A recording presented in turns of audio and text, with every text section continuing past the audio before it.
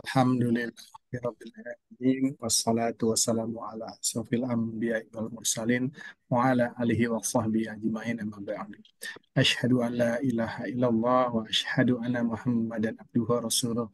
Allahumma sholli ala Muhammad wa ala ali Muhammad. Segala puji syukur sudah selayaknya kita panjatkan kepada Allah Subhanahu wa taala yang telah memberikan berbagai nikmat kepada kita semua, nikmat yang tak terhingga, dan diantaranya adalah nikmat iman, Islam, sehat walafiat. Dan atas kehendak Allah pula pada malam hari ini kita berjumpa lagi pada kajian rutin Rabuan bersama Ustadz Sam. Semoga teman-teman semua dalam keadaan sehat walafiat. Untuk teman-teman kita yang mungkin saat ini sedang sakit, semoga segera Allah angkat sakitnya, dan yang mungkin tidak bisa hadir karena masih ada urusan, semoga Allah mudahkan urusannya. Baik, serta salawat dan salam semoga selalu tercurah kepada junjungan kita Nabi Muhammad SAW serta keluarga, para sahabat, dan semoga kita semua, termasuk kita semua, yang insya Allah istiqomah pada jalan Islam ini. Kita sudah masuk sesi yang ketiga terkait bahasan tentang kepemilikan dalam Islam. Dua sesi yang pertama kita membahas kepemilikan individu, Ustadz, ya. Dan Ya, seru banget kemarin membahas Pusako Minang, Pusaka Minang Tanah Pagoroyuang. Dan hari ini kita masuk ke sesi bab tentang kepemilikan umum, ya Ustadz, ya. ya. Baik Ustadz, kami persilahkan untuk memberikan kajiannya. Terima kasih. Baik, Bismillahirrahmanirrahim. Assalamualaikum warahmatullahi wabarakatuh. Waalaikumsalam warahmatullahi wabarakatuh. Alhamdulillahilladzi anzala sakinatan fi qulubil mu'minin. Asyhadu an la ilaha illallah wa rabbul alamin wa asyhadu anna Muhammadan abduhu wa rasuluh. Khatamul anbiya wal mursalin amma ba'd. Ikhwani rahimakumullah, alhamdulillah kita panjatkan puji dan syukur kehadirat Allah Subhanahu wa taala atas eh, limpahan nikmat dan karunia yang tidak terhingga pada kita semua, dan alhamdulillah kita bisa istiqomah eh, istiqomah mengkaji Islam, dan sudah pertemuan ke berapa, ke 54 Ustaz, ya. 54 ya, 54. Eh saya sengaja tadi di, ini kan sudah kenalan jadi di depan gitu. Keren Ustaz, keren ini fotonya. Ad- ada ada wajah saya biar Ya Al-Muhajirin berbagi. ya Ustaz, ya. Di- Ini di Al Muslimun di Selakopi. Oh, Iya, di masjid bukan lain. di Al Muhajirin. Kita ingin meneruskan tentang kepemilikan ya. Jadi kita membahas tentang kepemilikan umum. Sebenarnya ada satu lagi bahasan tentang milik negara, tapi milik negara mungkin nanti kita skip aja lah. Karena pemilikan umum ini yang sebenarnya kita apa, Islam punya aturan yang itu bisa akan memberikan jaminan ya kepada warga negara untuk kemudian mendapatkan kehidupan yang layak. Jadi karena konsep Islam ini sangat bertentangan, bertolak belakang dengan kapitalisme yang ada sekarang. Sering kita suka apa, mengkritisi ya tentang ketidakadilan, ada apa, oligarki, ada hanya segelintir orang menguasai apa, sumber daya alam dan seterusnya. Itu karena akarnya di kapitalisme. Jadi kalau kita ingin mendapatkan tadi keadilan, itu tentunya harus melalui konsep Islam. Karena Islam agama paripurna yang eh, tidak hanya mengatur masalah hubungan manusia dengan Allah semata, tetapi justru lebih banyak aturan itu mengatur hubungan manusia dengan manusia yang lain. Dan terkait dengan kepemilikan ini, kepemilikan umum itu adalah satu-satunya jaminan yang dalam dalam Islam itu untuk kemudian mengentaskan kemiskinan atau mensejahterakan apa, rakyat. Karena kalau tanpa Islam ya nggak mungkin. Jadi nggak mungkin. Jadi kapitalis ini memang pasti yang kaya akan semakin kaya, yang miskin akan semakin miskin. Itu udah pakem seperti itu kata kapitalis. Kemudian sosialis itu tidak sesuai dengan fitrah manusia, karena harus sama rata sama rasa, dan itu ternyata tidak tidak apa, tidak ada penerimaan. Bahkan di negara asalnya pun sekarang sudah ditinggalkan. Itu sosialisme, komunisme ya.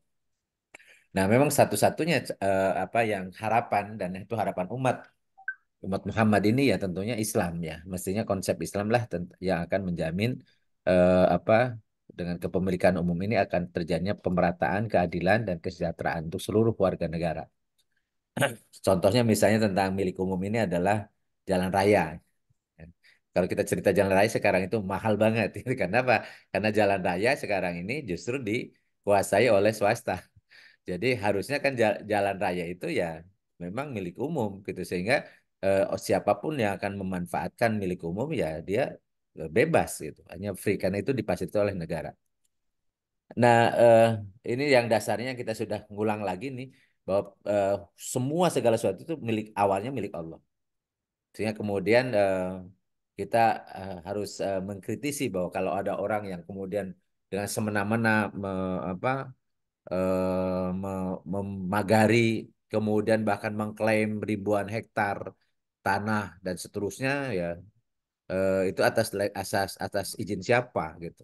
Karena itu tanah itu Allah ciptakan ya untuk seluruh umat, seluruh makhluk. Tidak boleh kemudian dikaping dengan semena-mena tanpa diberikan kesempatan kepada orang lain untuk bisa memanfaatkannya. Karena ini milik Allah dan Allah yang mengizinkan. Jadi hukum syara itu adalah bentuk izin dari Allah sebagai pemilik kepada manusia untuk bisa memanfaatkannya. Jadi semuanya itu milik Allah awalnya. Oleh karena itulah kepemilikan kita sudah bahas sebelumnya adalah izin syari bil intifa'i bil ain. Ada izin dari pembuat syariat dari Allah untuk memanfaatkan sesuatu. Nah, kita bahas kepemilikan umum, artinya kepemilikan umum itu secara syara adalah izin dari Allah sebagai pemilik hakiki untuk memanfaatkan suatu harta. Izin dari Allah itu merupakan hukum-hukum yang berlaku terhadap harta tersebut. Jika yang diberi izin adalah masyarakat umum secara bersama-sama, maka harta itu menjadi milik umum atau al-milkiyah al-ammah. Dengan begitu, kepemilikan umum itu adalah izin dari Allah kepada publik, kepada masyarakat umum untuk secara bersama-sama atau berserikat memanfaatkan suatu harta. Jadi izin yang diberikan kepada publik itu sama, tidak ada perbedaan antara satu anggota masyarakat dengan yang lainnya dalam memanfaatkan hak tersebut. Itu yang dimaksud dengan kepemilikan umum. Yang makin ke sini kepemilikan umum itu semua kemudian sekarang ini berubah. Dari kepemilikan umumnya berubah menjadi kepemilikan swasta bahkan diprivatisasi dan kemudian menjadi milik individu. Nah, jenis-jenis harta kepemilikan umum ini apa penting kita ketahui. Pertama, kelompok pertama yang pemilikan umum itu adalah fasilitas umum. Yang jika ada ya jika tidak ada akan terjadi sengketa dalam mencarinya. Jadi contohnya misalnya dulu ya sumber sumber air itu eh, zaman hidup Rasul ini itu ada wadi, ada ada bir itu artinya sumur ya, seperti bir Ali itu ada sumur Ali. Nah sumur itu dulu itu jadi milik umum karena kalau dimiliki oleh seorang individu kemudian dia kuasai maka yang lain akan kekurangan air akan menjadi masalah utama atau akan terjadi darurat kalau seandainya dikuasai oleh individu. Maka dari itu pada saat ketika hidup Rasul, sumber air itu menjadi milik umum, tidak boleh dikuasai oleh siapapun. Jadi itu siapapun yang butuh air diberikan hak yang sama untuk bisa memanfaatkan. Atau zaman hidup Rasul adalah ada padang gembalaan. Jadi padang gembalaan itu memang bukan ditanam. Jadi memang secara alamiah Allah ciptakan itu sehingga kemudian siapapun yang punya ternak boleh di situ untuk mengembalakan ternaknya. Demikian pula sumber api karena dulu belum ada listrik. Jadi sumber api itu atau api gas ya, gas alam, maka itu menjadi milik umum karena semuanya orang butuh api dan itu kalau misalnya gas alam itu dikuasai oleh seseorang atau oleh individu akan menjadi masalah. Jadi oleh karena itulah Rasulullah SAW menyatakan salasun la yumna'na al-ma'u wal kala'u wan nar. Tiga hal yang tidak boleh dihalangi dari manusia untuk memanfaatkan itu air, padang gembalaan dan api. Dalam hadis yang lain Rasulullah SAW bersabda al-muslimuna syuraka'u fi salasin fil kala'i wal ma'i wan nar. Jadi umat Islam itu bersekutu dalam memanfaatkan tiga tiga bentuk ya harta, yaitu al-kala ya, jadi padang rumput atau padang gembalaan, walma atau sumber air, wanar dan api. Ini diwariskan oleh Abu Dawud, Imam Ahmad dan Baihaqi. Jadi ini jenis pertama itu yang menguasai hajat hidup orang banyak. Jadi yang menguasai hajat hidup orang banyak itu milik umum.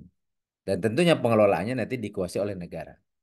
Untuk apa pemanfaatnya? Untuk sebesar-besar kemakmuran rakyat. Jadi sebenarnya itu ada dulu di di batang tubuh Undang-Undang 45 ya. Jadi kalau tidak salah pasal 33 ya. Walaupun katanya di amandemen sekarang karena kapitalis.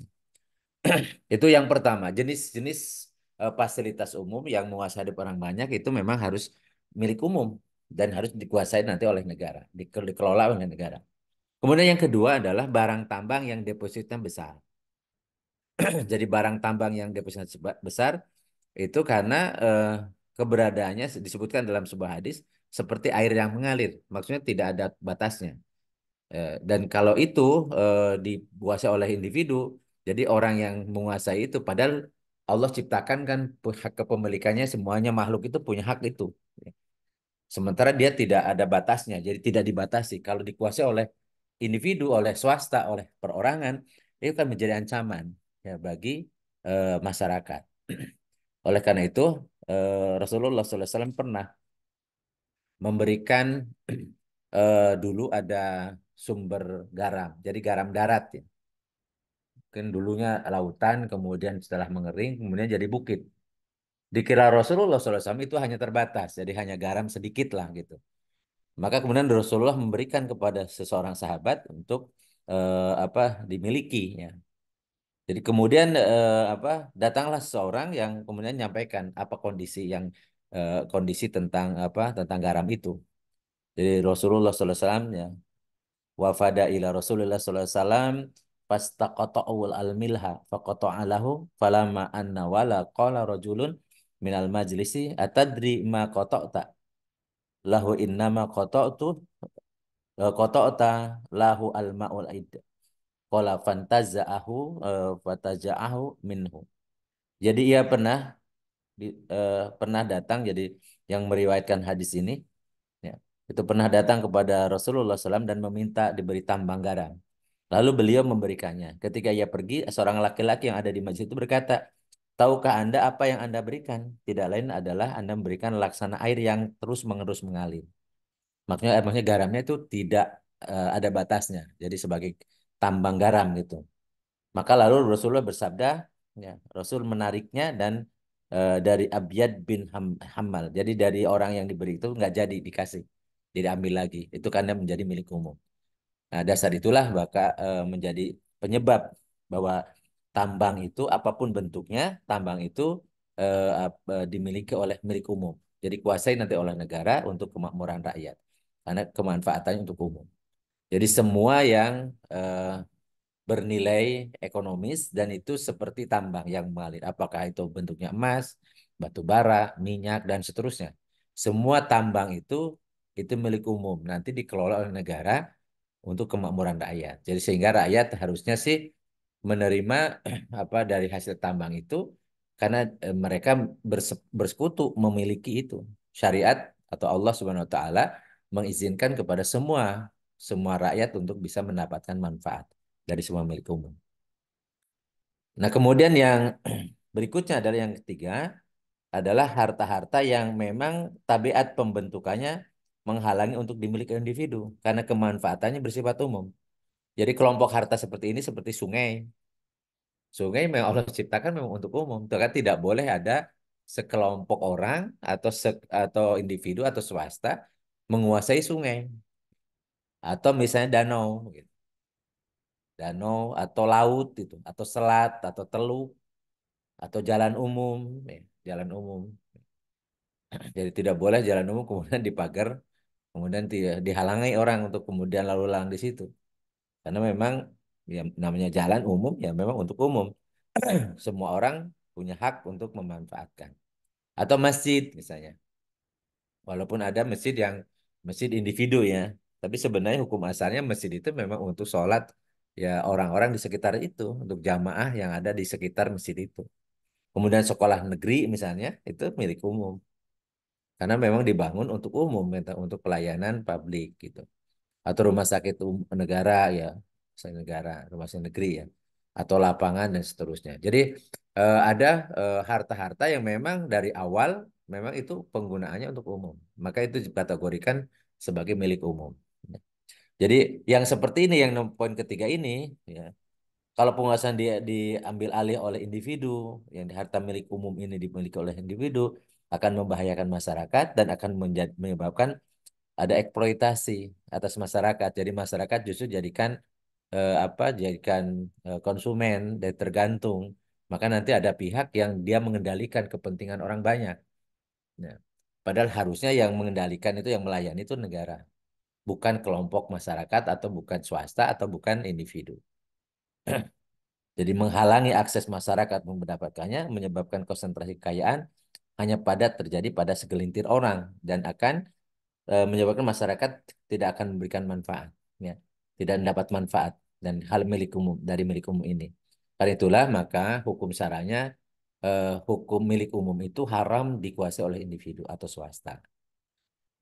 Nah, kalau kita membahas tentang tiga kelompok harta ini, yang pertama yang menguasai hadap orang banyak, jadi seperti air, ya, sumber air atau apa, walaupun mirip-mirip dengan tambang ya. Tapi bedanya kalau kalau yang memang dimiliki atau menguasai orang banyak itu memang bisa dimiliki oleh individu kalau tidak menguasai hidup orang banyak. Contoh misalnya air. Kalau misalnya air kayak di Bogor ya, air di Bogor karena di sini bukan zatnya sebenarnya. Tapi tadi karena kebutuhannya. Kalau air di Bogor itu bukan milik umum. Karena apa? Karena individu bisa menguasai diri sendiri.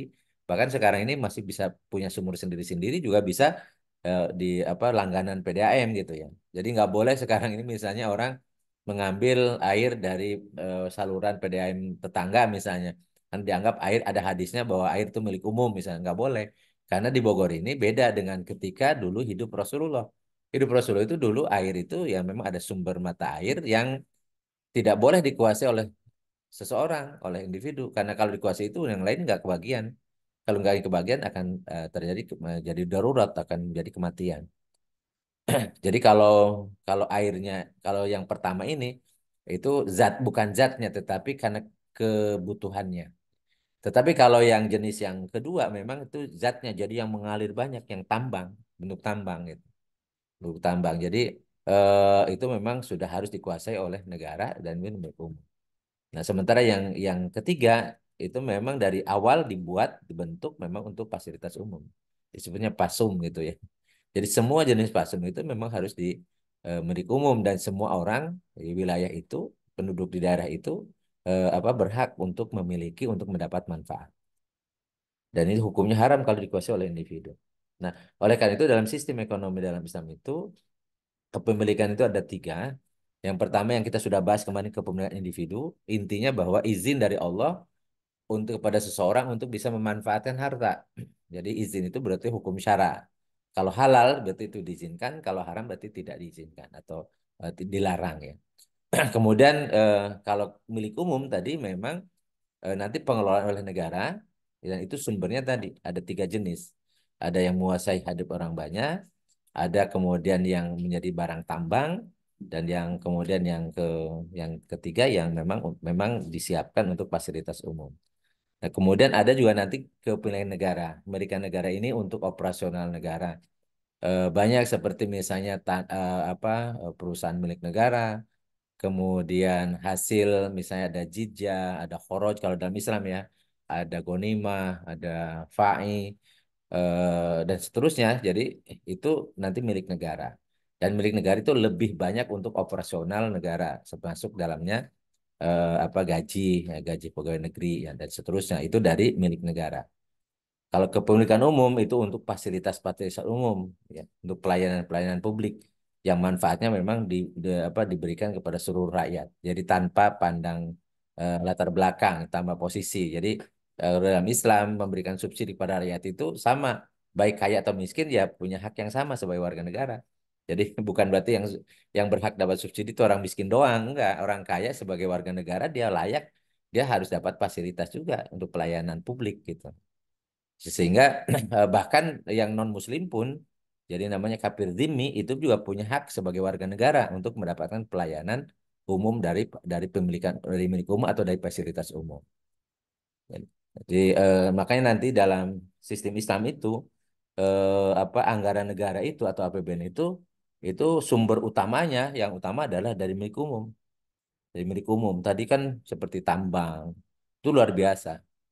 Termasuk di dalamnya misalnya untuk memang dari seperti hutan gitu.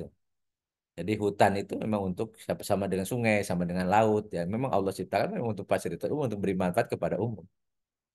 Jadi tidak boleh dikuasai oleh swasta, oleh individu gitu. Nah, kemudian nanti juga ada untuk anggaran negara itu ada yang dari milik negara. Ya, yang dikelola negara itu menjadi dan kemudian ada juga nanti yang dari milik individu bisa dikelola oleh negara. Contoh misalnya zakat. Zakat itu memang nanti di kas negara atau di Baitul Mal itu ada pos khusus dari zakat itu disalurkan kepada yang berhak saja yaitu 8 asnaf itu. Ya, dan itu tidak akan diganggu untuk pelayanan publik, untuk bangunan yang lain kan itu dari kepemilikan umum nanti. Kemudian ada misalnya yang harta yang tidak ada ahli warisnya. Jadi kemudian ada harta misalnya dia punya tanah, kemudian nggak ada ahli waris lagi, maka itu jadi milik milik negara. Nanti milik negara berpindah ke pemilikan nanti untuk dikelola negara dan kemudian untuk kemakmuran tadi pelayanan publik. Jadi eh, kalau kita buat seperti ini dan diterapkan sebenarnya apa lebih dari cukup tidak perlu harus naikkan pajak ya karena katanya pajaknya mau naik jadi berapa tuh 18% ya ya 8% jadi naik setiap tahun 1% katanya jadi itu bukan mensejahterakan itu mencekik rakyat namanya karena kalau milik yang sekarang ini jadi milik oligarki misalnya dikuasai oleh negara saja contoh misalnya ini eh, apa minyak ya minyak itu milik ini kalau penerimaan ini kalau dibuat dalam bentuk dinar itu sekitar 121,5 juta dinar. Itu kalau di dunia Islam ya, di negeri-negeri kaum muslimin. Nah, itu kalau dirupiahkan atau ini versi di Indonesia ya, ini kalau datanya dari Indonesia dari Pak Amhar. Jadi kayaknya data di Indonesia. Ini bisa kalau dirupiahkan dari minyak saja penerimaan negara itu bisa 182 triliun ya per tahun ya. Kemudian ada gas. Gas itu sekian nih. Jadi kalau ditotalkan misalnya batu bara ini dari tambang-tambang ya emas dan mineral. Ada juga tadi barang apa badan usaha milik negara di kelautan misalnya atau hasil hutan. Itu kalau di setahun saja itu bisa menghasilkan ya 1.764 triliun. Ya. Ini kalau dalam bentuk dinar, ini kalau dalam bentuk rupiah. Jadi sebenarnya kalau dari sumber milik umum itu betul-betul dikelola oleh negara secara profesional dan kemudian untuk apa untuk pembangunan maka ya ya rakyat akan sejahtera gitu. Karena akan terjadi keadilan dari mereka merasakan menikmati memang miliknya itu milik umum dan Allah sudah siapkan untuk kehidupan itu. Tetapi begitu ini dikuasai oleh privat, dikuasai oleh swasta, dikuasai oleh individu, maka ada orang sekarang ini punya harta berapa puluh triliun gitu ya, atau puluhan triliun, sementara ada rakyat yang makan hari ini pun susah. Jadi dan lebih banyak orang yang susah daripada orang kaya. Dan itu karena buah dari kapitalisme, di mana kapitalisme itu tidak ada pemilik umum. Jadi semuanya bisa dikuasai oleh individu. Jadi selama dia mampu membeli, mampu menguasai dan punya akses itu kepada kekuasaan gitu ya, maka dia tanpa batas miliknya. Jadi tidak ada istilah kepemilikan umum dan dalam sistem kapitalis tidak ada istilah halal haram. Karena kapitalis itu memposisikan Allah hanya sebatas pencipta saja. Dan itu hanya ketika ibadah ritual saja. Dalam dunia keseharian, apalagi dalam bisnis, di situ tidak ada cerita halal haram. Yang ada untung rugi. Sehingga akibatnya muncullah tadi yang kaya semakin kaya, yang jadi apalagi kemudian orang orang kaya ini sekaligus jadi penguasa, makanya menjadi kelompok-kelompok oligarki. Dan itu susah untuk bisa bisa menghilangkannya. Kenapa? Karena memang itu buah hasil dari kapitalisme. Di mana kapitalisme itu akarnya sekuler. Jadi agama itu hanya ada di ibadah ritual.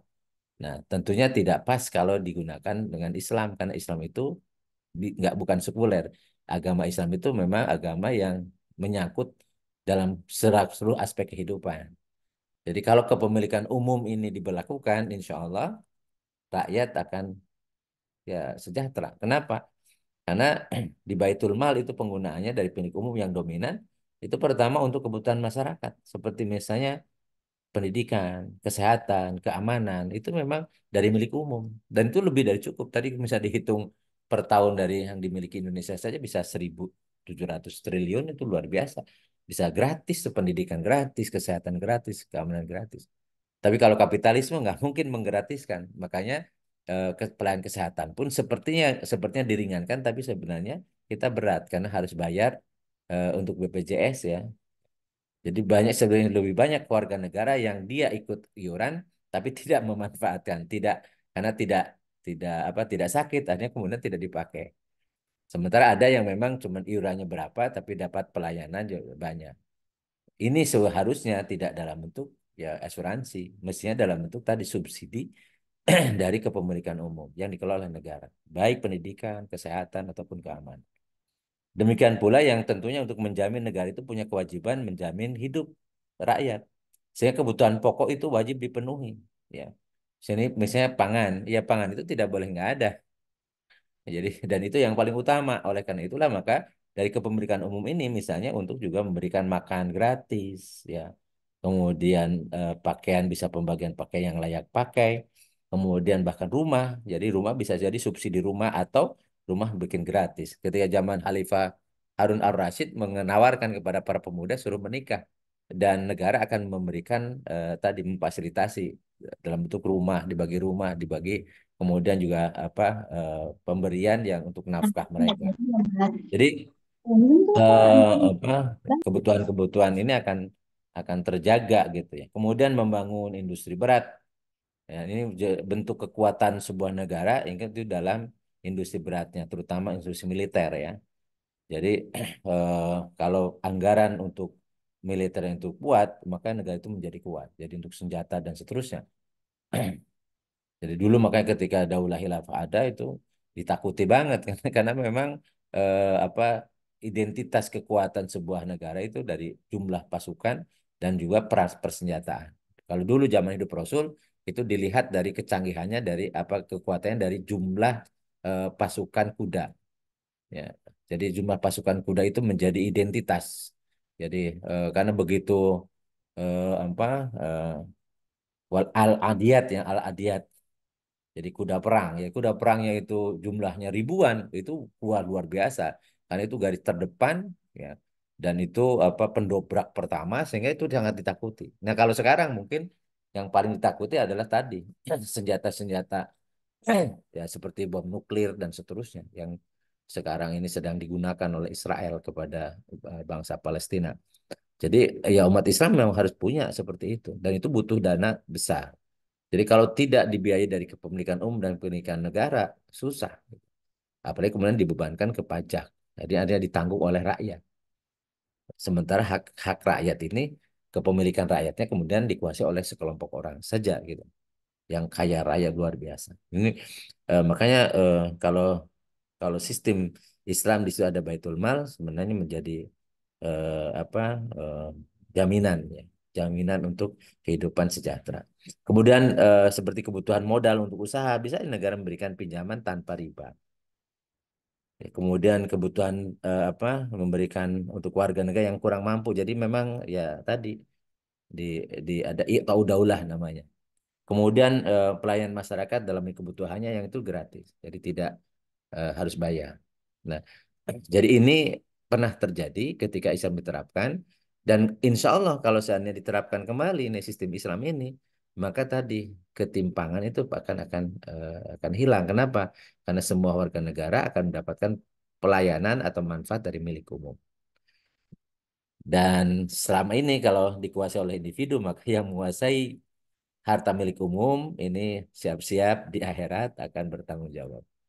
Jadi kalau kaitan dengan menggunakan milik umum untuk kepentingan pribadi, maka pertanggungjawabannya berat. Berat karena nanti ditanya ya dari mana dapat, kemudian kemana digunakan. Dan kalau kita pikirkan ya, yang minggu lalu, 2 minggu yang lalu kita bahas ya, 2 kali berturut-turut, eh, sebenarnya kalau kita cerita tentang kebutuhan, itu Allah beri. Jadi eh, kita ini semua makhluk Allah beri. Inna a'tayna kal kausar. Sesungguhnya kami telah memberikan nikmat yang banyak. Jadi kebutuhan semua makhluk itu Allah kasih. Namanya diberikan gitu. Nah, sementara yang hasil usaha itu biasanya untuk keinginan, untuk kebutuhan sekunder atau tersier. Ya. Jadi kalau untuk kebutuhan primer, selama dia masih hidup, berarti Allah ngasih tuh. Enggak tahu caranya seperti apa. Karena begitu orang meninggal, bahwa rizkinya sudah habis. Jadi jatah dia untuk hidupnya sudah habis gitu. Nah, tetapi kalau kaitan dengan keinginan, keinginan yang itu tidak akan pernah ada puasnya, karena tidak ada ukurannya, beda dengan kebutuhan. Kebutuhan itu dibatasi. Misalnya kebutuhan untuk makan. Itu ketika lapar, kemudian setelah dipenuhi dan setelah kenyang, udah selesai. Nggak akan tambah lagi. Demikian pula misalnya minum ya, atau bisa berpakaian, sandang itu. Sandang kalau sudah pakai pakaian itu tidak akan masuk, dia punya 2 lemari, 3 lemari itu nggak akan dipakai semua. Pasti sesuai hanya yang dibutuhkan saja. Demikian pula yang lain. Yang tidak ada batasnya itu adalah keinginan. Nah, kalau keinginan ini kalau diikuti maka kemudian dia akan menjadi orang yang apa? Orang yang tamak ya, orang tamak, tidak akan pernah puas. Dan kapitalisme itu akarnya ketamakan. Ya, jadi bagaimana dia bisa menguasai sebanyak-banyaknya eh, sumber daya alam, sebanyak-banyak harta kekayaan. Maka kemudian disebutkan oleh Allah menjadi orang yang at-takatsur. At-takatsur itu berbangga-bangga, banyak-banyakan gitu ya. Tapi ternyata itu negatif. Hatta zurtumul maqabir, baru kemudian sadar sudah masuk kuburan.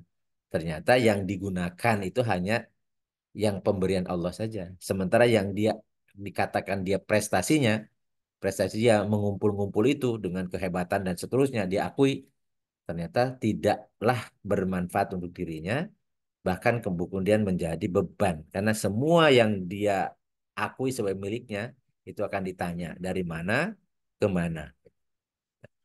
Ya, mudah-mudahan ya, kalau ataupun misalnya kita punya ya, kalau itu milik-milik umum ya, maka ya, lebih utama atau lebih baik kalau sudah terlanjur ya dikembalikan lagi menjadi milik umum. Misalnya diwakafkan atau tadi di yang minggu lalu kita bahas ya.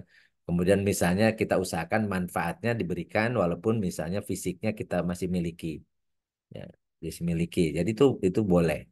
Tapi intinya bahwa kalau cerita kebutuhan atau Allah pasti kasih, tapi kalau cerita nanti bekal di alam barzah, bekal di akhirat, itu murni hasil karya kita, hasil usaha kita. Maka daripada kemudian mengikuti keinginan ya, mengikuti gaya kapitalis ya, sebesar-besarnya sebanyak-banyak harta, bahkan siapa yang memposting itu kemarin ya, pas gitu dilantik gitu ya, pameran apa, istrinya pameran tas gitu ya, itu luar biasa. Tapi ya orang yang beriman tuh tahu ya, tahu dia eh, apakah perlu dipamerkan kekayaan, kalau ataupun benar ya, harta milik sendiri.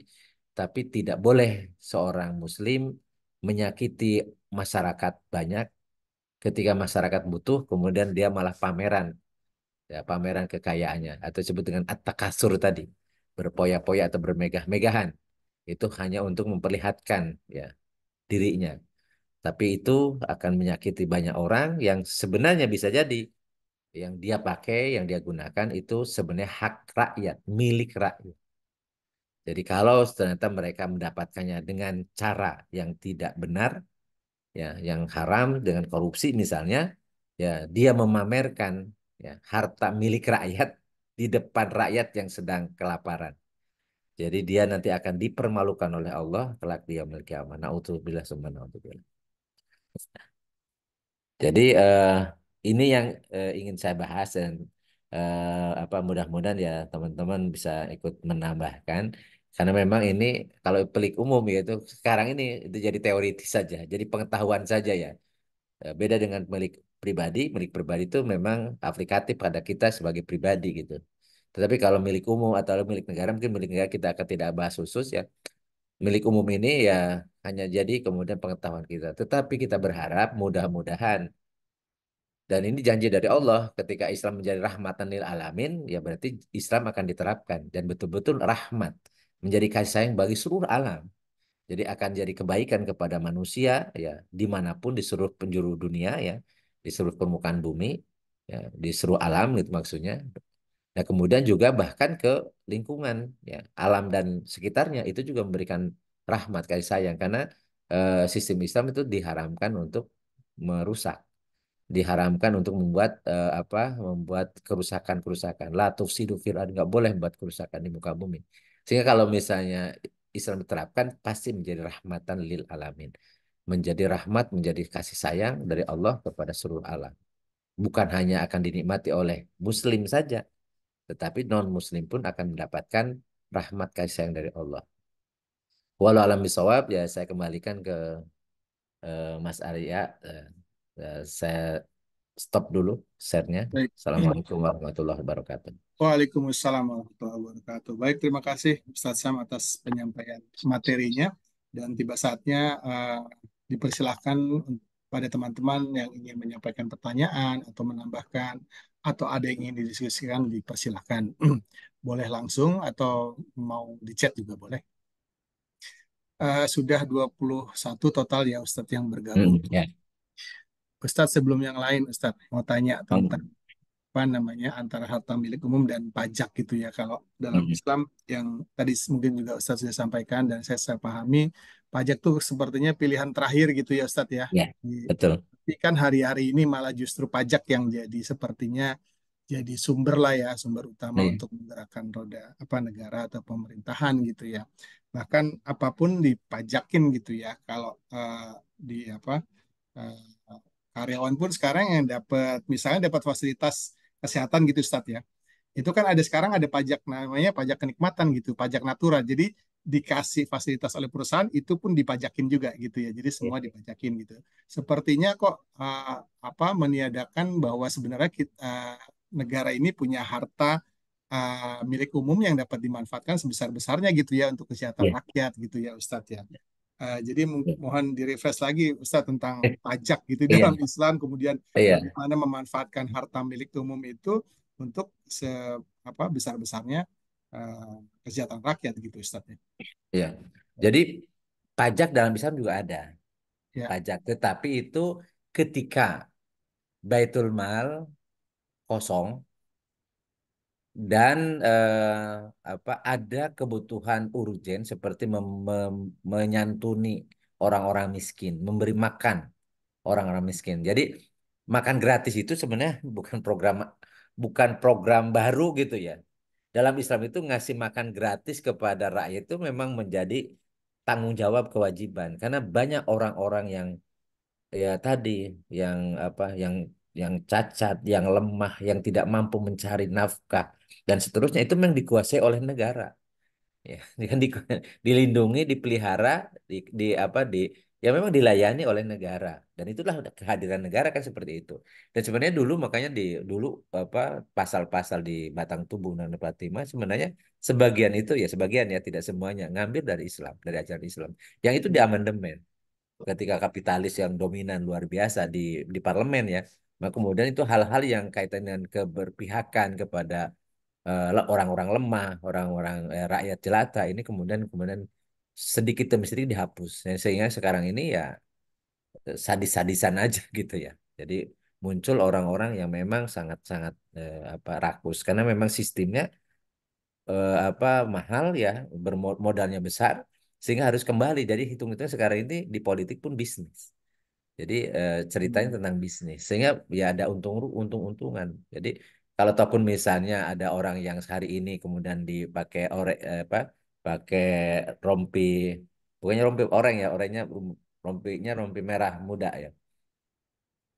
Itu bukan berarti yang lain enggak, yang lain juga sama gitu, karena memang ya sistemnya seperti itu. Ya, eh, karena memang tidak ada milik umum sekarang ini.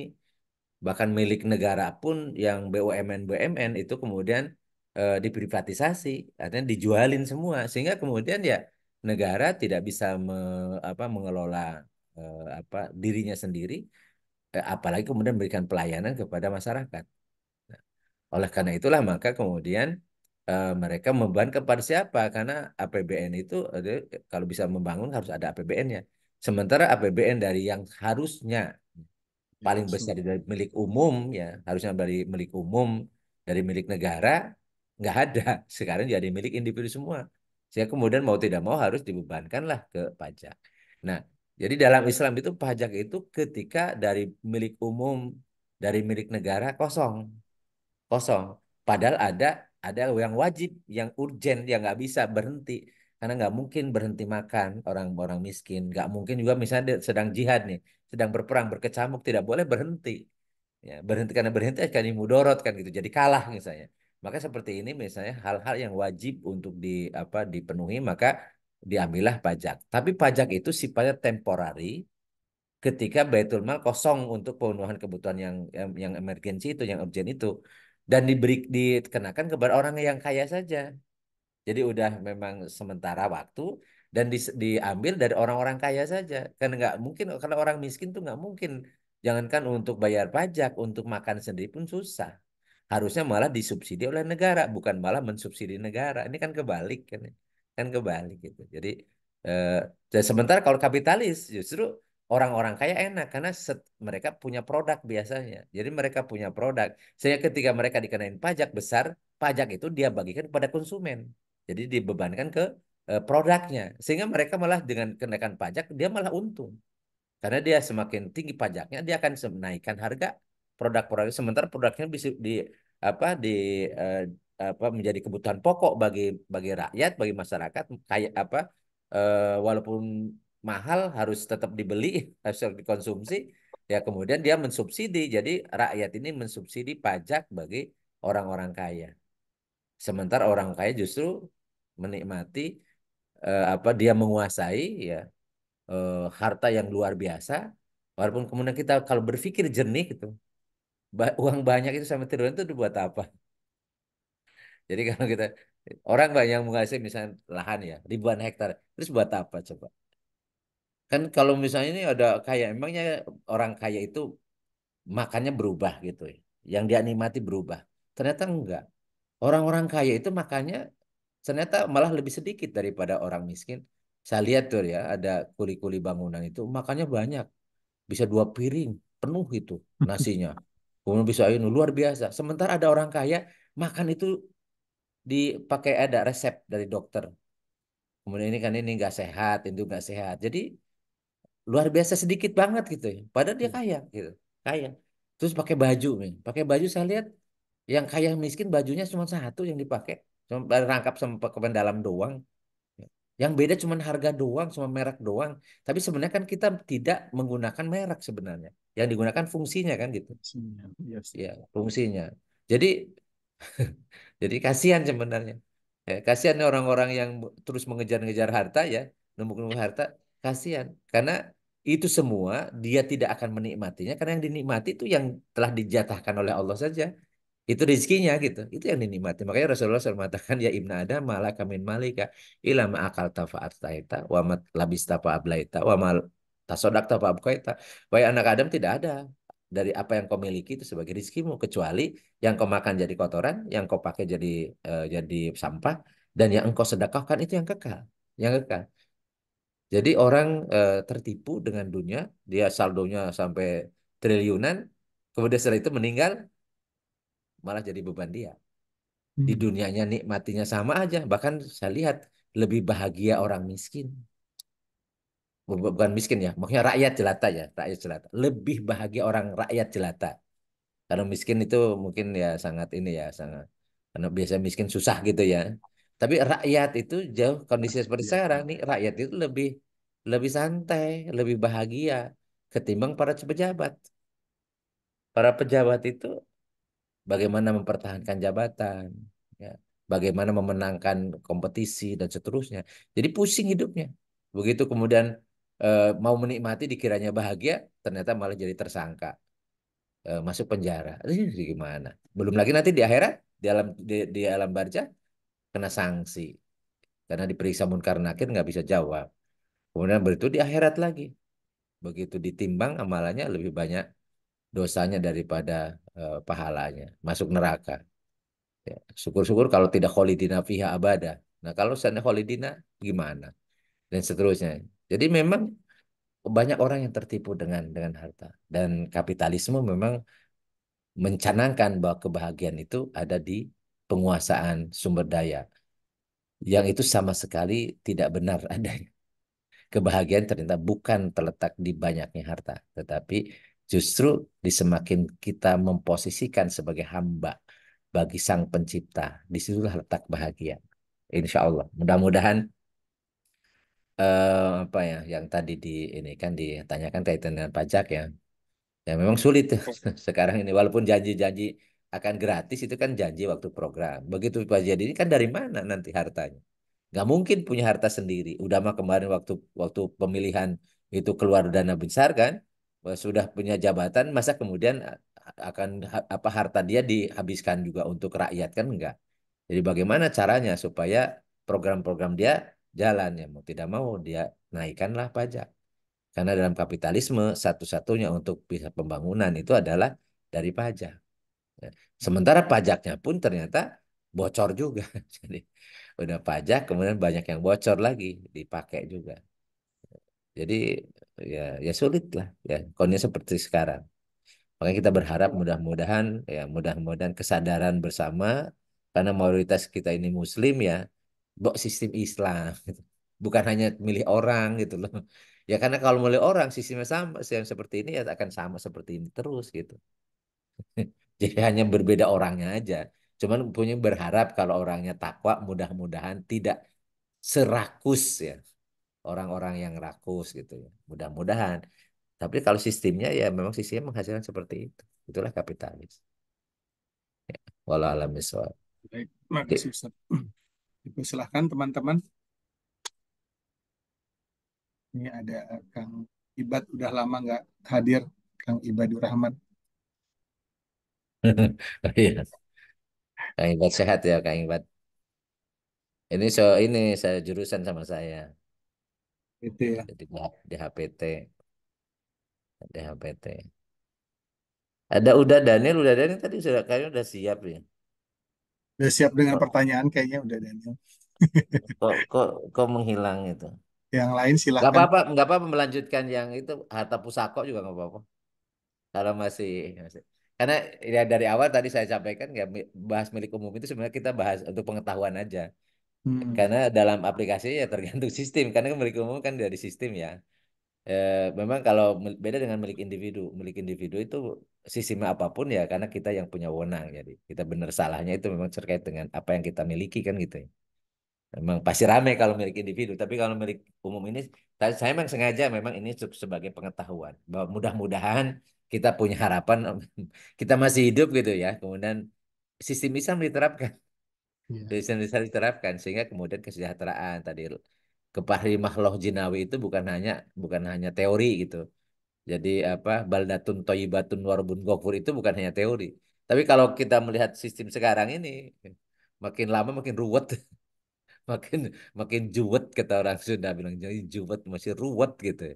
Jadi ya, ribut baru aja dilantik sudah rame gitu ya sudah rame katanya mau ada reshuffle jadi kacau balau gitu ya. Eh, ya mungkin siapa tahu nanti mungkin Kang Gugut dipanggil jadi menteri apa gitu ya ada reshuffle gitu. Tapi kalau tapi saya tidak rekomendasi deh kalau jadi menteri karena masa-masa ribet kayak gini. Rencana orang aja Zat, Wah, ya. Tapi situasinya sama. Sama. iya. Saya Ayo lihat udah yang kalau ini selesai. udah yang suka gregetan udah. Sama ada Harta pusako boleh. Harta pusako monggo Bapak monggo. Ibu. Jadi kita bahas yang minggu yang lalu juga nggak apa-apa. Kita masih Ya. ini. Pokoknya di forum ini forumnya forum bebas. Jadi apa saya itu sebagai pengantar saja gitu pengantar. Karena kalau tidak ada yang ngasih materi kan susah. Nanti kita bengong-bengong semua. Jadi bisa bisa nambah, bisa membahas yang lain nggak jadi masalah. Termasuk bahas tentang fikih juga nggak apa-apa. Kalau misalnya saya belum bisa jawab, nanti kan kemudian ini kan minggu depan ya. Jadi PR. Ya. Ayo dah, udah di itu tuh di unmute, Ya, nggak pakai reset udah. segala. Udah tahu, Udah. turunin turunin. Oh enggak sih ya. Assalamualaikum. Waalaikumsalam Waalaikumsalam warahmatullahi warahmatullahi wabarakatuh. Ya, ini mengenai saya mau tanya hukum dalam Islam mengenai eh, apa ya? Memastikan kepemilikan satu lahan ya, satu Mm-mm. lahan ya. Karena Mm. eh, memang saya mohon maaf hubungkan dengan apa yang kita lihat ya, viral gitu ya. eh, untuk ya ada satu proyek pemerintah itu di Irian gitu ya. Tetapi walaupun Irian itu kan mereka kan nggak semuanya beragama Islam ya, tapi Mm-mm. orang biasa lah ya. Itu bagaimana hukumnya secara negara dan secara Islam untuk satu lahan yang sebenarnya pengolahannya sudah dilakukan oleh rakyat yang ada di Mm-mm. situ. Tadi saya agak sedikit terketuk melihat tadi bahwa ada tiga unsur ya, satu air, kemudian padang ya, padang atau lahan ya, saya artikan, dan yang ketiga api gitu loh. Nah, terus dalam Islam bagaimana ya caranya kita kalau ada satu lahan yang kita ingin klaim bahwa itu adalah lahan kita, dan bagaimana juga hukumnya di Islam bahwa itu sebenarnya lahannya adalah lahan milik negara atau milik milik Mm. penguasa gitu Ustaz. Itu aja sih Mm. dari saya Ya, pertanyaannya. baik, baik. Silakan mungkin bisa dikomentari. Ya, Itu dulu Ustaz. baik. Makasih. Mangga, mangga, mangga Assalamualaikum udah. warahmatullahi wabarakatuh. Waalaikumsalam warahmatullahi wabarakatuh. Jadi pertama yang harus kita pahami bahwa bumi ini milik Allah dulu. Milik Allah dan kemudian siapa yang mengambil manfaat? Semua makhluk. Nah, kemudian maka dari itu kalau itu tanahnya tanah mau mati namanya tanah eh, ada aktivitas menyuburkan atau menghidupkan tanah namanya ihyaul mawat. Jadi ada tanah itu belum ada penggarapnya, atau misalnya ada semak belukar atau itu belum ada pokoknya orang yang menjamah gitu ya. Kemudian ada datang seseorang, kemudian dia hanya memagari saja misalnya, memagari saja atau dia membabat ya membabat pohon-pohon yang ada di permukaannya. Kemudian dia buka sebagai lahan, maka itu milik dia. Jadi siapa yang menghidupkan tanah, maka itu fahiyalahu, maka tanah itu milik dia gitu. Milik dia. Itu hukum hukum asalnya. Karena tanah ini milik Allah, kemudian siapa yang duluan mengelola, ya berarti milik dia lah gitu ya. Maka kalau ada orang yang memagari, tetapi kemudian sampai 3 tahun berturut-turut tidak dibudidayakan, tidak dimakmurkan, tidak dimanfaatkan, maka nanti diambil oleh negara, diberikan kepada orang yang butuh. Jadi makanya di dalam Islam itu tentang tanah ini ya, tentang lahan itu ada aturan khusus ya. Jadi kepemilikannya itu dibatasi selama itu dimanfaatkan. Karena memang tujuannya memang untuk dimanfaatkan. Dan kemudian kalau kalau itu penguasanya sangat tidak wajar gitu ya, dan itu akan mengganggu pengambil manfaat yang lain, seperti misalnya tanah-tanah yang kemudian dikuasai sampai ribuan hektar untuk kebun sawit dan seterusnya. Dalam Islam itu ada larangan, nggak boleh. Kenapa? Apalagi kalau di situ sudah ada komunitas manusia. Kemudian dikapling, kemudian diusir orang di situ, nggak boleh. Itu pelanggaran berat, pelanggaran berat. Kenapa? Karena semua yang sudah tinggal di situ itu pemiliknya, pemiliknya. Nggak boleh ini pendatang ujuk-ujuk menguasai dan kemudian mengusir di situ. Nggak boleh. Dan itu berat nanti, sanksinya berat. Baik orang yang menguasainya atau yang memberikan izinnya. Ya. Apalagi kemudian yang memberikan izin mendapat harta gitu ya, dapat harta. Itu hartanya namanya suhtun. Suhtun itu malun haramun, jadi barang yang haram. Jadi apa bentuk suap atau apapun lah yang diberikan oleh seorang pengusaha kepada penguasa gitu untuk menguasai sumber daya ya yang Allah siapkan untuk seluruh makhluknya.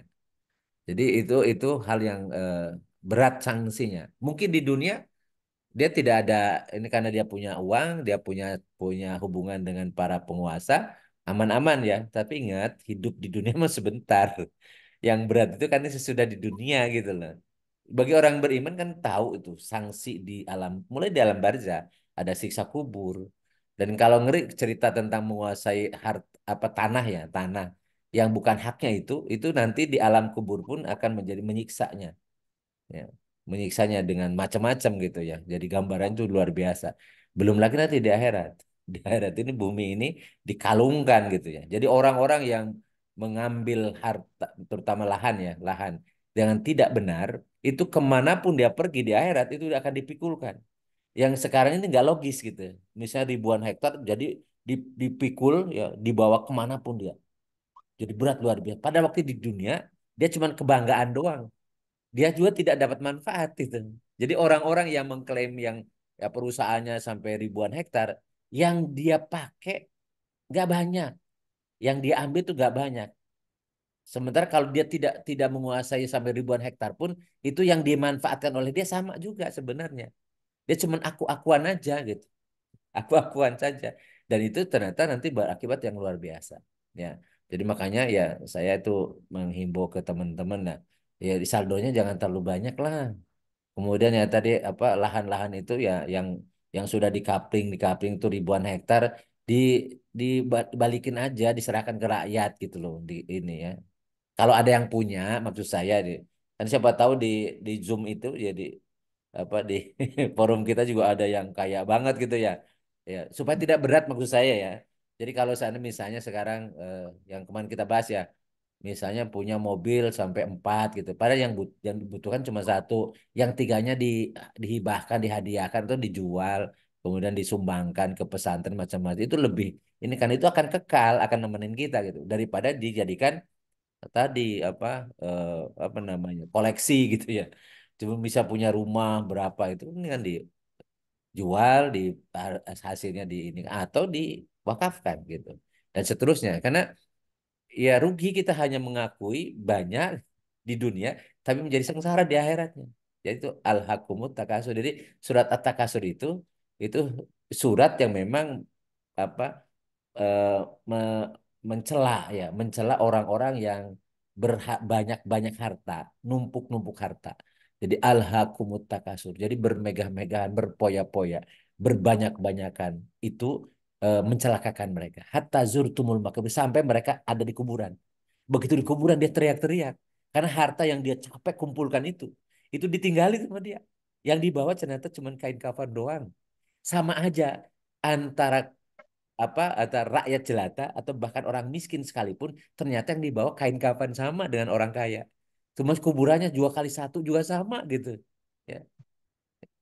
Jadi ya sama aja gitu. Jadi kalau kita mau berpikir jernih itu buat apa? Ya buat banyak-banyak itu. Oleh karena itulah maka dalam Islam itu akan dibatasi dan tidak boleh mengambil harta apalagi tanah ya, tanah yang sudah ada pemiliknya.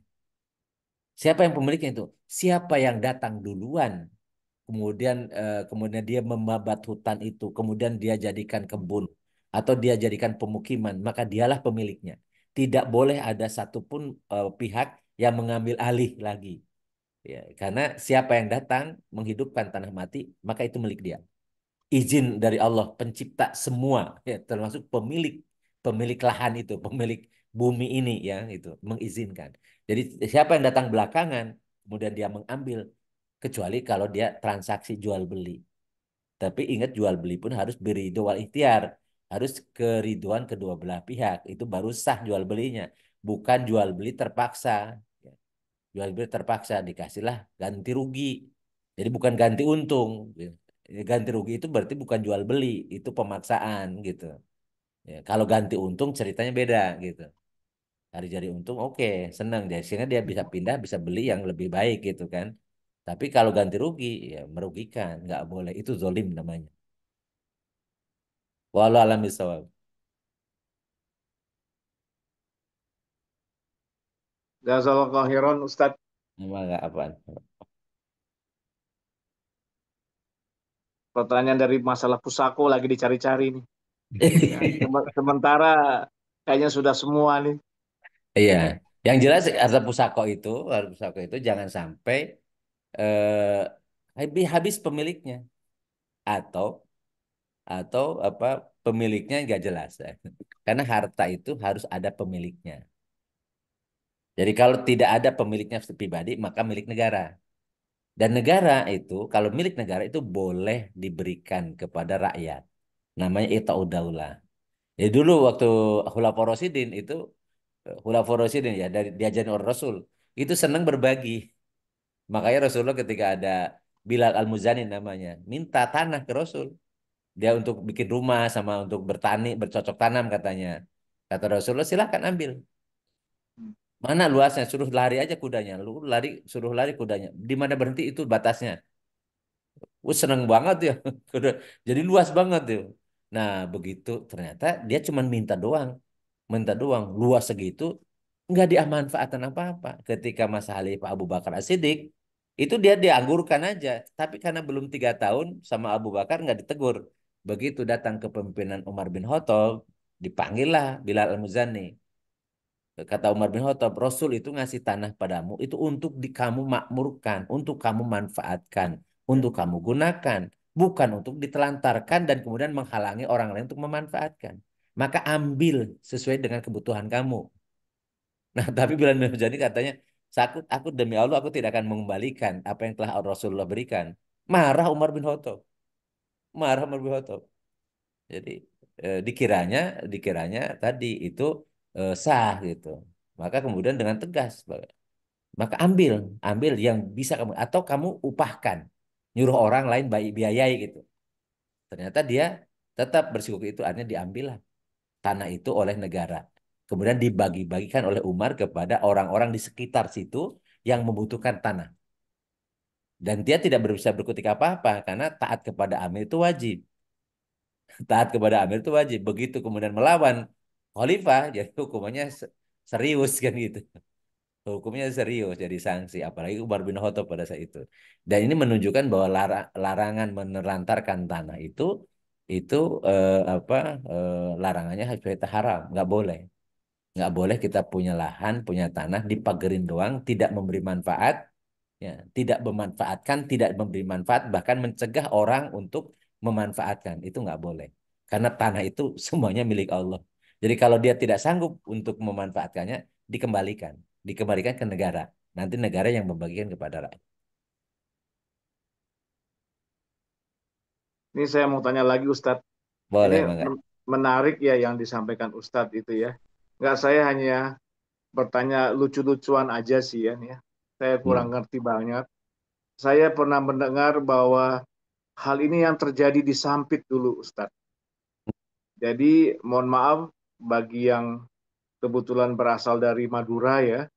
Jadi prinsip yang dipakai orang Madura begitu Ustadz. Seperti yang di Ustadz sampaikan dan yang disampaikan oleh Islam Ustadz. Menurut saya ya Ustadz ya. Hmm. Sehingga ada beberapa lahan mungkin waktu itu terjadi di Sampit gitu ya. Itu yang saya dengar ya.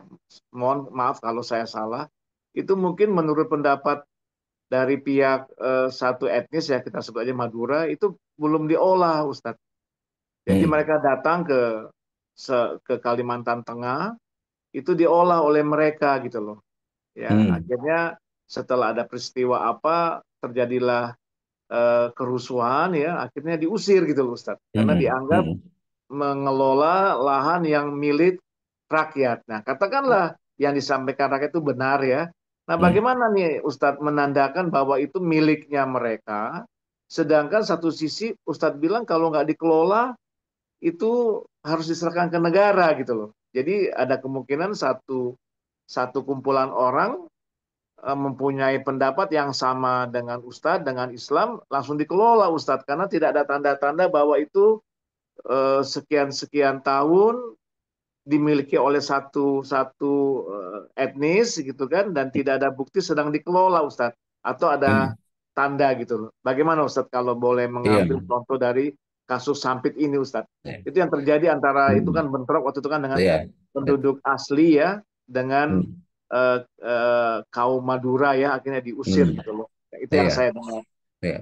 Sebenarnya Silakan gini, kalau Ustadz eh, ditanggapi.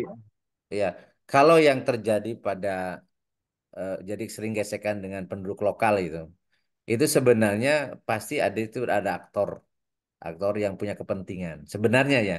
Sama kalau di masyarakat bawah, apalagi ini daerah-daerah di pedalaman ya, itu mereka Iya, hanya jadi jarang yang rakus itu jarang. Jadi mereka bisa dihidup dengan apa yang mereka butuhkan saja sebenarnya. Itu fitrahnya seperti itu sebenarnya. Kenapa kok sekarang itu kemudian sering jadi masalah? Karena ada orang, pihak, aktor atau apa oknum lah ya, oknum intelektual yang punya kepentingan. Itu sebenarnya ya. Jadi bukan saya tuh nggak yakin itu murni clash antara dua etnis karena pengelolaan lahan. Itu hanya cuman isu aja dikembangkan gitu.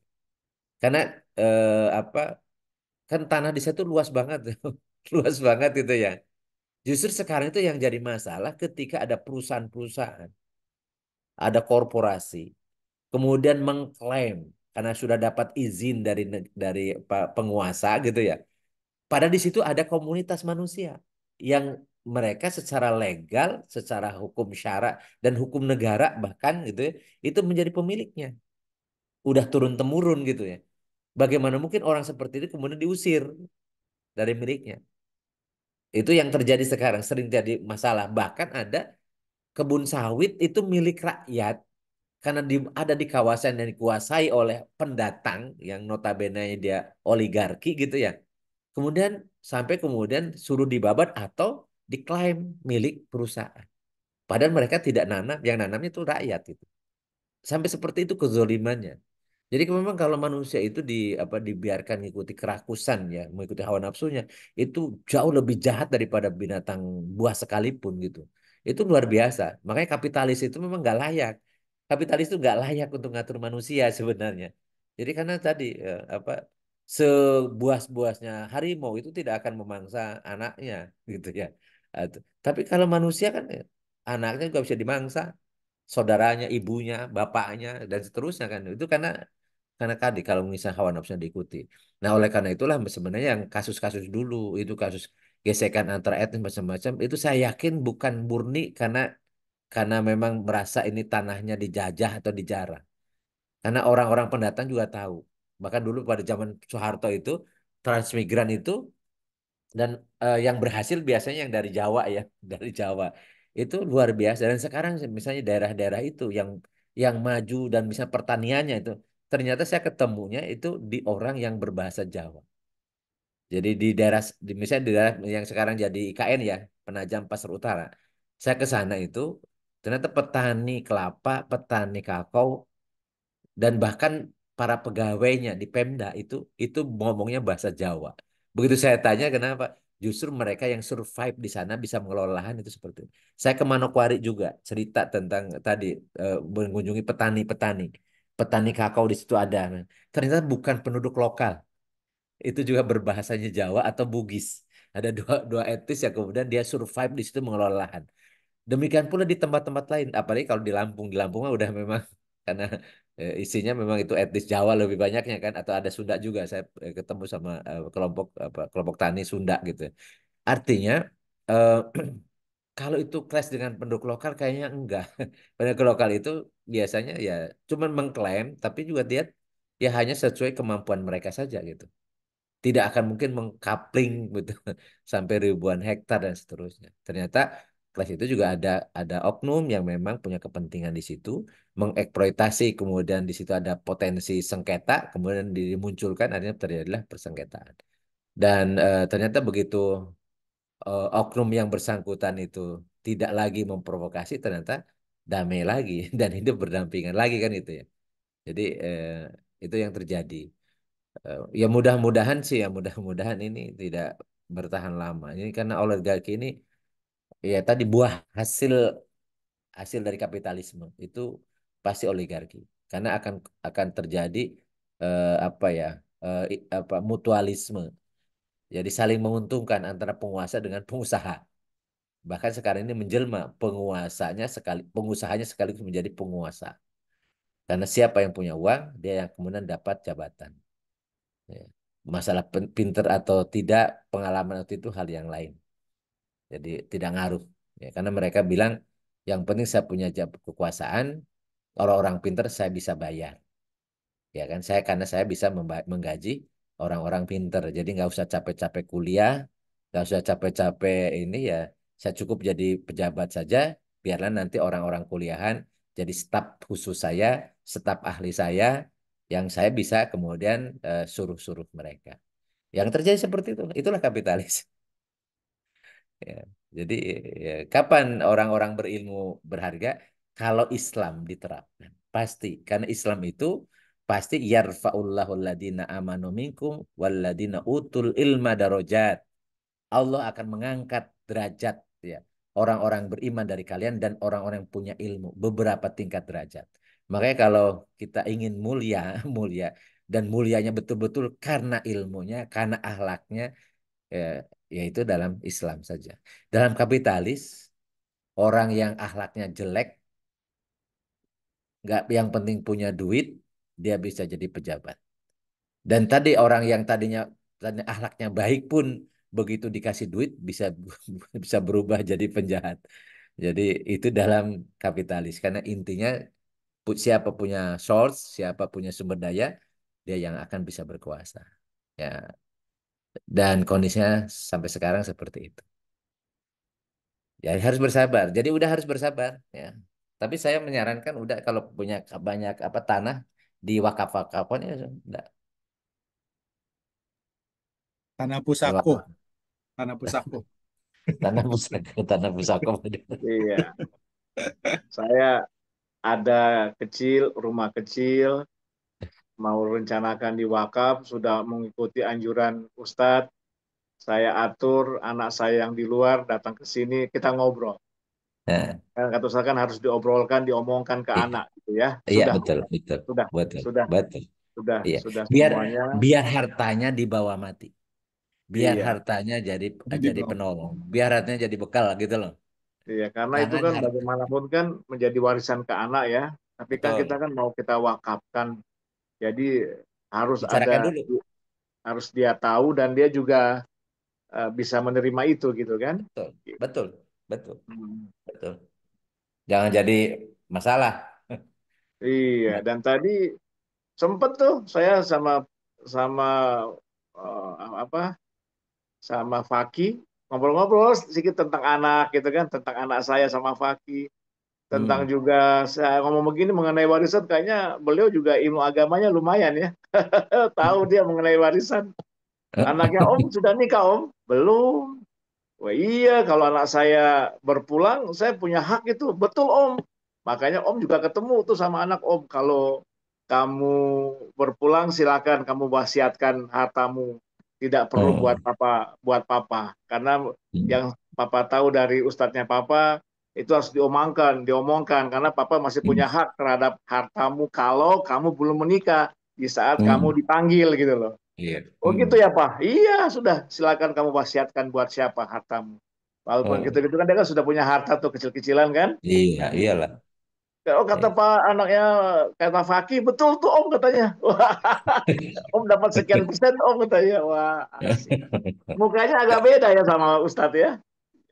Gantengan Muka anaknya sih baju Ustadz. Iya, ganteng ganteng anaknya tuh ganteng bapaknya. ganteng anaknya itu. Oh Ganteng iya. bapaknya dua-dua kali. Laku dua kali ya. Iya, Masya Allah. Ini orang orang Madura barusan yang ngomong nih. Tapi Udah Iya, pernah ya. disampit. tapi sama mama papanya, pasangannya kan guru ya kalau nggak salah ya, Ustadz ya. Iya, iya, Guru SD iya, gitu ya. Masya Allah. iya.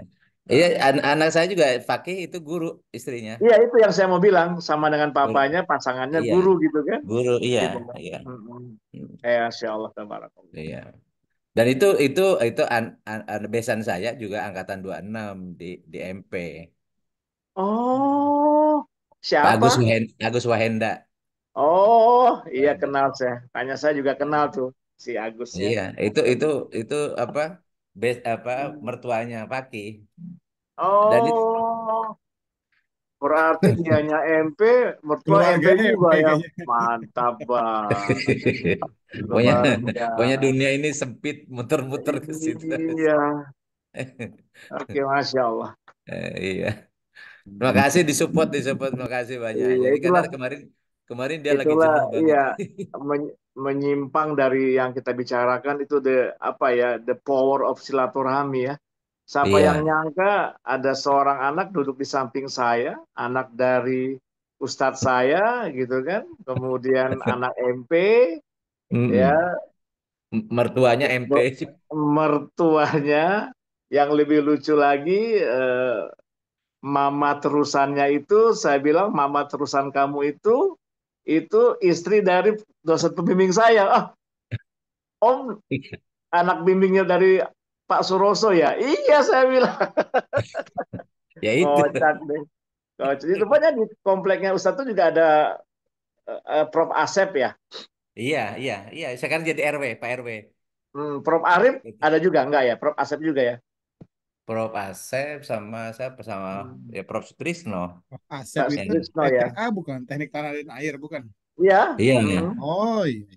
Ya, yang Iya, orangnya kalem-kalem ya. iya, iya. Iya. Orang Banten. Dikirain asisten ya, dikirain asistennya. Iya. Ya sekarang jadi Pak RW. Oh, Baru gitu ya. baru baru baru Hmm. 2 bulan jadi Iya. RW. Dalam gambaran saya masih seorang Asep yang masih muda segitu di kepala saya. Padahal sekarang beliau kan udah di atas kami, di atas kita 10 tahun ya. Beliau tinggal 2 tahun lagi pensiun. Udah 68. Ah, Udah 68. dan Jadi dua wih, tahun lagi tujuh nggak puluh. terasa ya. Ya di atas kita 10 tahun, 13 tahun lah ya. Ya Iya, wajar. iya, iya, Masya Allah. iya. Nah, Kita ini kan sudah tua. Oh, saya juga udah abah, iya, udah dipanggil berarti abah. dosen-dosen kita lebih tua lagi dong ya. Lah iya lebih tua Allah. lagi. Udah para pensiun. Sebagian pensiun kan. Masya Allah. Alhamdulillah. Ya. Paling deket tuh dosen waktu itu 1 tahun di atas lah ya ada. Pak Mm-mm. Usman namanya mungkin Pak. Ya, Iya, Pak Usman Usman itu ya. angkatan 24. Pak 24. Usman Saat itu Ahmad. udah jadi dosen waktu itu. Ininya Iya, Pak. jadi sekarang udah profesor. Oh iya, Dan itu beberapa kali membimbing mahasiswa bareng sama saya. gitu. Beliau pembimbing Ting- pertama, saya pembimbing kedua. tinggal di Dan situ Pak ternyata Us. enggak? Pak Usman itu dulu dulu waktu di Jepang itu apa tetanggaan sama Pak Oh, Suroso sama istri saya sekarang. Jadi oh gitu. jadi ketemu lagi kan. Kemarin, Dengan nah Pak. kemarin saya Hmm. sitkom dengan Profesor Dadang ya. Ternyata Profesor Dadang itu dulu waktu di Osaka katanya apa kamarnya apa bersampingan sama Pak Suroso waktu di Osaka. Dia cerita Prof. gitu. Prof. Dadan, bukan? Dadan. Kalau Dadan yang jadi kepala badan sekarang. Dadan Ya, Hindayana, iya. Ini Prof yang Dadan, badan gizi. Izi, iya. Dengan saya Pokoknya juga ya kena. muter-muter teman-teman lah.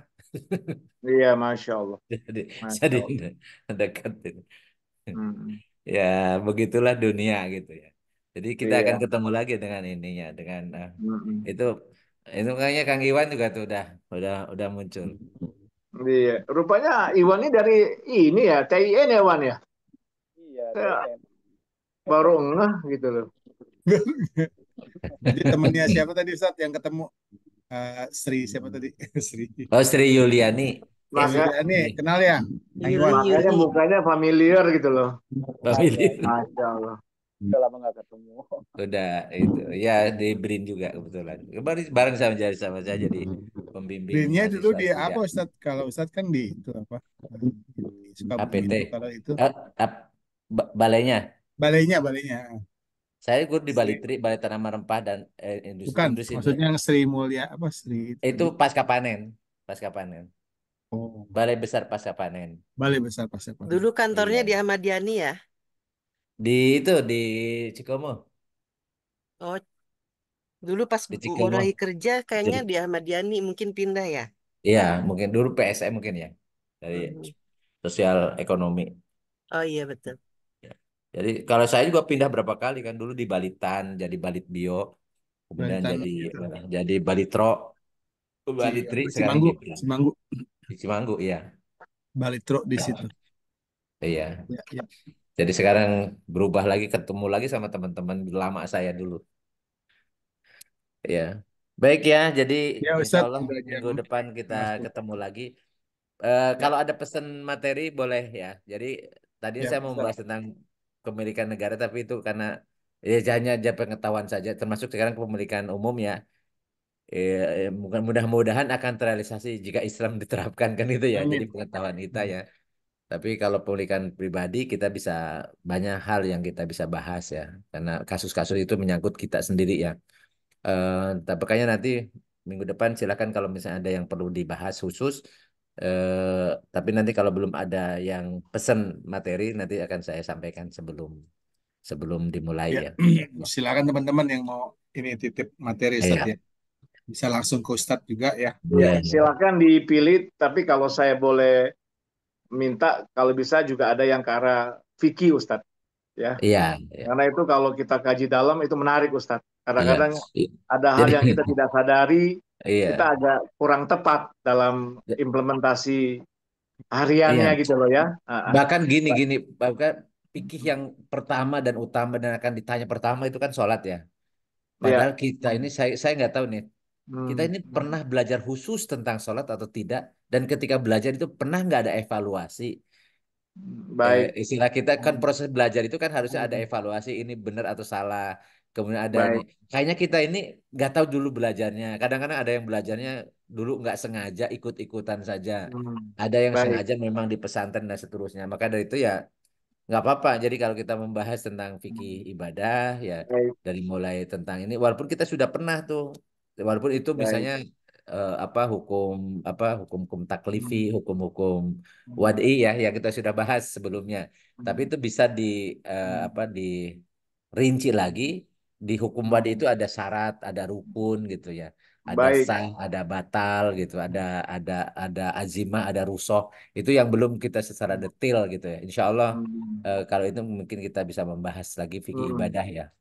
Iya, dalam Ibadah. sholat pun Ustadz kadangkala saya juga baru baca kemarin ada satu buku Hmm. rujukan dari Ustadz Adi Hidayat ya, yang kita sedang lihat di Hmm. ini. Saya lihat ada beberapa yang disunahkan saja gitu loh, ya Iya. disunahkan. Terus Hmm. sebelum saya baca itu saya agak sedikit saklek kok dia salah, harusnya Hmm. begini ya, bukan begitu gitu. Tapi kan Hmm. dalam hal sunnah, Hmm. nggak dilakukan aja nggak masalah kok Iya. malah kok kita persoalkan Iya. kayak gerak Pokoknya kalau apa tuh bahas bahas fikih posisi istihad. tangan itu kan sunnah ya Ustadz. Jadi kalau dia Iya. mau gimana pun tangannya kan sebenarnya dalam pikiran saya sekarang ya Eh, itu kan nggak harus kita persoalkan ya Ustadz ya iya, karena kan betul, sunnah ya betul. kemudian bacaan-bacaan ya yang sifatnya Iya. sunnah kok kita persoalkan gitu loh ya termasuk termasuk kunut juga sunnah yang saya Iya, tahu gitu ya iya, kenapa kita iya, persoalkan gitu loh iya. ya nah Makanya itu gini, menarik gini, Ustadz. gini. Kalau kita belajar fikih, kita Hmm. harus siap perbedaan pendapat. Itu intinya Ya, ya. Nah, ya, makanya ya, kalau saya nyampaikan fikih, nanti saya kenalkan dulu usul fikihnya. ya, Jadi usul ya. fikih itu metodologi ijtihad, jadi metodologi Hmm. mengambil hukum syara gitu. Sehingga kita bisa paham, oh kenapa ini berbeda pendapat gitu. Jadi Ya, tidak seperti yang makin kesini makin ngetren itu ada satu hadis langsung. Kalau tidak sesuai dengan yang contohan Rasul, bid'ah. Kulu bid'ah dolalah, dolah final. ya, Jadi kalau betul. bolak-balik itu kok jadi sempit amat gitu ya. Sehingga nanti kita makanya Nah, saya biasa memperkenalkan dengan usul fikihnya. Sebenarnya itu kemarin-kemarin menarik kita Ustadz sudah untuk diangkat ya. menjadi Ya. topik Ustadz. Silakan Oke, Ustadz. oke, oke. Ya, Makanya beberapa minggu kita ya, bahas tentang hukum-hukum wad'i, hukum-hukum taklifi ya. Itu sebenarnya ya. istilah-istilah itu di usul fikih supaya kemudian kita punya tadi ada ruang di situ berbeda pendapat. Kenapa Hmm. berbeda pendapat itu dan bagaimana ketika kemudian kita berbeda pendapat. Jadi mensikapi perbedaan pendapat itu. Insya Allah Baik, mudah-mudahan ya, baik. mudah-mudahan eh, kita berikan kesehatan ya, pesan kesehatan panjang umur dan alhamdulillah ini Hmm. tidak pernah kurang dari 20 ya. Ya, ada pernah Alhamdulillah. 28, jadi ini sekarang 20 tadi 24 ya. Baik, Allahumma sholli wa sallim wa barik ala sayyidina wa habibina karimina wa dhurina wa lana Muhammad wa sallim radhiyallahu tabaraka wa ta'ala an kulli sahabati Rasulillahi ajmain. Allahumma anfa'na bima 'allamtana wa 'allimna ma yanfa'una wa zidna ilman nafi'an. Allahumma yassir lana umurana kullaha wa la tu'assir alaina. Allahumma hasil maqasidana Rabbana hab lana min azwajina wa dzurriyyatina qurrata a'yun waj'alna lil muttaqina imama. Rabbana la tuzigh qulubana ba'da idh hadaitana wa hab lana min ladunka rahmatan innaka antal wahhab. Rabbana atina fid dunya hasanah wa fil akhirati hasanah wa qina adzabannar. Wa sallallahu ala sayyidina Muhammadin wa ala alihi wa sahbihi wa barik wasallim. Subhanakallahumma bihamdika asyhadu an la ilaha illa anta astaghfiruka wa atubu ilaik. Subhana rabbika rabbil izzati amma yasifun. Salamun alal mursalin walhamdulillahi rabbil alamin. Billahi taufiq wal hidayah. Assalamualaikum warahmatullahi wabarakatuh. Waalaikumsalam warahmatullahi wabarakatuh. Terima kasih Ustaz Sam. Terima kasih. Terima kasih Pak Ustadz. Everybody. Assalamualaikum. Dah. Ya, sampai ketemu pekan depan. Oke. Assalamualaikum.